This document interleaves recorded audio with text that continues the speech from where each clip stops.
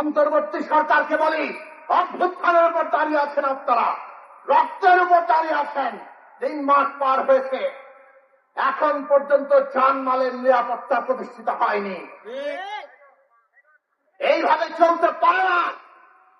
বাংলাদেশের প্রতিটি নাগরিক, হিন্দু, মুসলমান, বৌদ্ধ, খ্রিস্টান, বাঙালি, চাকমা, মারমা, আদিবাসী, এই দেশের নারী, পুরুষ অথবা যে রাজনৈতিক বিশ্বাস কিংবা জীবন চর্চার হোক না কেন, প্রতিটি নাগরিকের নিরাপত্তা নিশ্চিত করতে হবে। যারা আমাদের সন্তানদের হত্যা করেছে, 15 বছর ধরে গুম, খুন, লুটপাট করে $1 বিলিয়ন, $100 বিলিয়ন পাচার করেছে, এদেরকে গ্রেফতার করে বিচার করতে হবে। আর দেশকে ফোকলা বানিয়ে দিয়ে গেছে। অর্থনৈতিক সংকট, দ্রব্যমূল্য, মানুষের আয়ের সাথে ব্যয়ের সঙ্গতি নেই।